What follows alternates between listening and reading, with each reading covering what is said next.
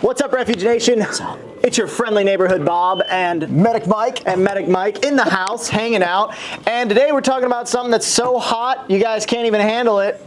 We're talking about burns in this Back to Basics series. So this is Refuge Back to Basics. And so we've got a bunch of different things that people will use in oftentimes to treat or mitigate burns to get them to where they can receive treatment. We know that burns are super hard to treat in the field. And they hurt. And they hurt like a son of a beep.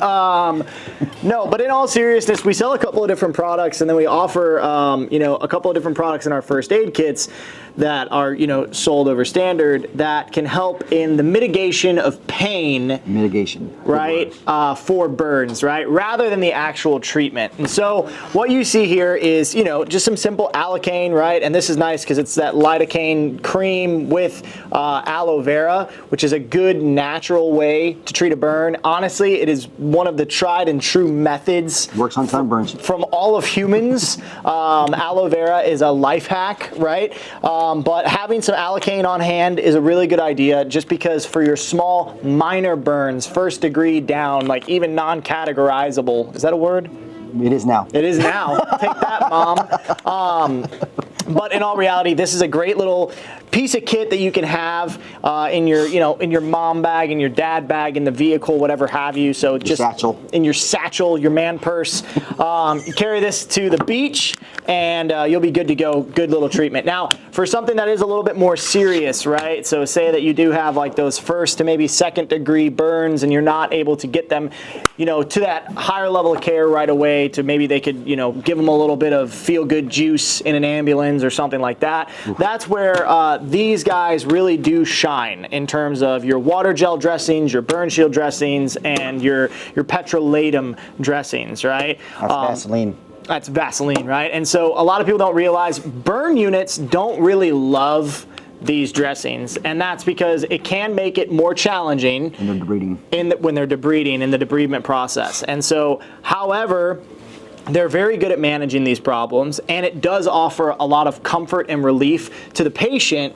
which could be good because then they might not do more damage. Especially if you're in a rural area, like you said, it could take an hour or more for an ambulance to show up, and why have your family member be in pain that whole time waiting? So at least that'll minimize the pain or help a little bit. 100%. And if it's not something to where they're going to have to go to a burn unit or have to go to a hospital or something like that, we have seen a use case of all three of these different products. When they're used, healing is actually, it's increased in the time frame that it takes, right? And so I've witnessed this in my own personal life. We've had other staff members and then other first responders, when they use these dressings and people don't respond or don't go to a hospital for some sort of treatment, they heal rapidly just because of how the dressings work themselves. You had a recent use with one of your friends or family members got burned or something? Yeah, so my family member, actually my wife, she put her hand on a hot stove, just doing mom stuff, didn't realize it burned all the tips of her fingers.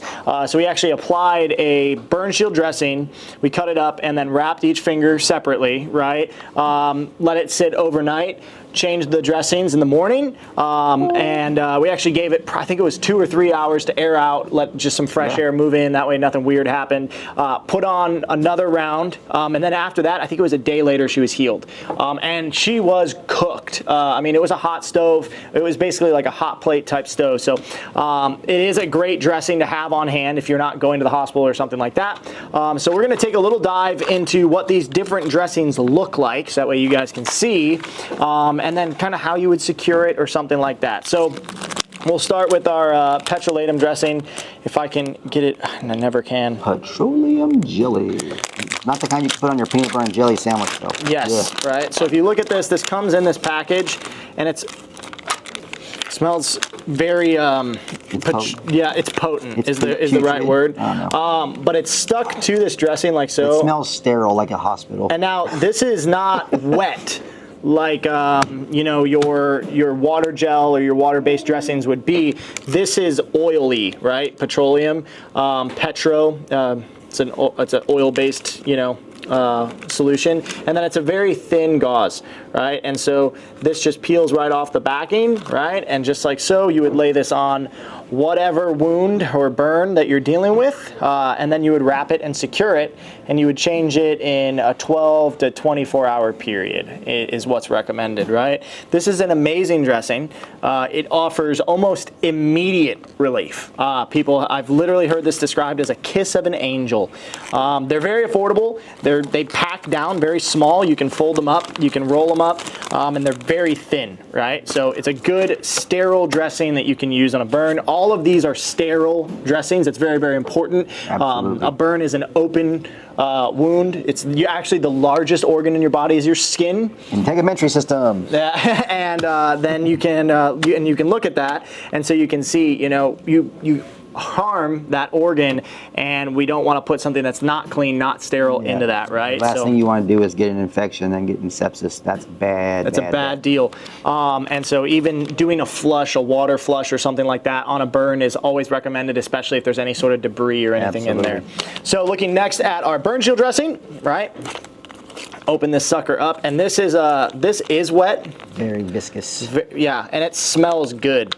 It's I don't know if that's I don't know what they put in it. I mean, they don't tell you if they don't give you your secret recipe. Menthol. Yeah, it's almost like tea tree oil. Oh, yeah, that's what it's. I bet you it is tea tree oil. Yep. But that's exactly what it smells really good. And if you take it out, it's like a jelly, basically. If you look at it, how it responds, and it's like Jello. Watch it wiggle, see it jiggle. And so this whole dressing right here, it's soaked in whatever solution they're using for Burn Shield, their proprietary solution, and it definitely could get into the wound, and that's why they would have to debride, right? All this fluid and everything like that. But you can see it's very gelatin-y. However, I have seen this help in not just the treatment, like mitigating of pain, but also in the healing process, right? Yes. Pause. I'm gonna need a paper towel. This is a surgical drape. But it's now a napkin. That is now my napkin. We're gonna tuck it in our shirt now, but I'm gonna use this to get some of that great Burn Shield solution off my hands. Yeah, that's definitely tea tree oil. It's gotta be some sort kind of essential oil, because it's potent. Next is our tactical burn dressing, and what makes it tactical? I don't know. It's in a brown wrapper, and but this is going to be a water gel based dressing, very similar to this. However, the size is going to be different, and their gauze is a little bit different. And there's even fluid in this, right? That you could use for additional. This is not as tea tree-y. It doesn't smell the exact same. So this is a 4x16 dressing here. No better for the wrapping. This is a tighter wound gauze. This isn't as stretchy as the Burn Shield dressing is. However, you can see that the solution does run throughout the whole thing. We'll squeeze it out here at the bottom, and that is a soothing solution that this dressing has been soaked in, and it's a water-based solution here versus a petroleum-based solution like you have in your petrolatum dressing. Definitely smells sterile. It smells super clean. So that's a quick look. These are all these dressings are very affordable, and they offer like almost immediate comfort to the patient, which is very important. It's not the top priority. We'd rather good medicine be done. That screaming kid. Oh my gosh, yeah, screaming kid. They touch the hot fire or the hot stove or anything like that. Having a couple of these burn dressings on hand is very important. It's a good thing to do. It's smart. It's wise.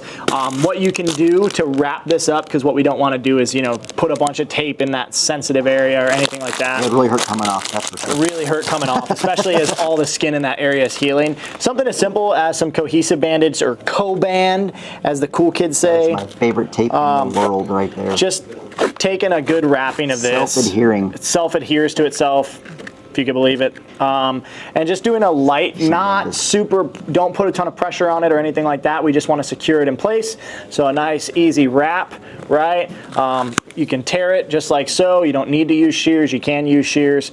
But securing that, whichever dressing you want, very easy to do so, and this will also absorb some of that moisture, which is good.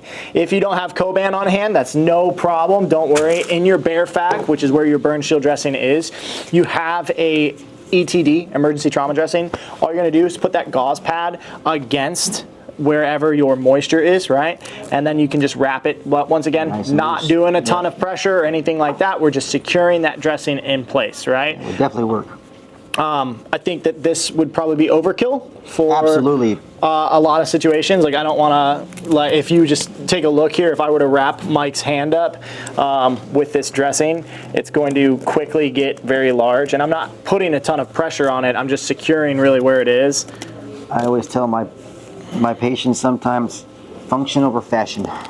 And so, I mean, now imagine, are you going to do this to have, you know, for multiple days because of a slight burn? Probably not, No. right? You're out in the middle of the wilderness somewhere. Right, you're just back to doing town. wilderness medicine. But I mean, that's a pretty big dressing, a pretty big bandage versus, you know, if we take that off really quick and we'll do movie magic and now it's gone. And then we can take some Coban versus just some simple Coban like this and wrapping this up. That's a much better solution. It's nice and tight, sticks to itself. It's not over tight to where it's cutting off any pressure or anything like that. So easy peasy lemon squeezy. That's why I prefer the Coban. It's a cost-effective, easy solution. Less bulky. And also you don't have to keep it a perfect round. You squish it down, it'll work all the same, just the same, no big deal, right?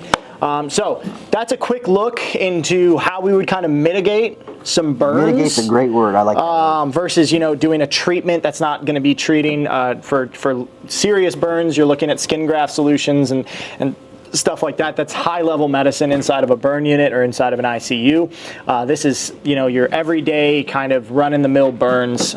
Some great easy mitigations and interventions that you can do. Couldn't agree more. If you guys have any questions or have any concerns, feel free to comment down in the comment section below. We'd love to be a resource for you. We love this Back to Basics series because it gives you the opportunity to learn some stuff from home, from the comfort of your own chair for free. Free 99, you know? Free 99. Don't have to pay an admission price. We're not gatekeeping information here. We want you to know this so that you're better prepared as an American citizen. And remember, carry some freaking burn dressings.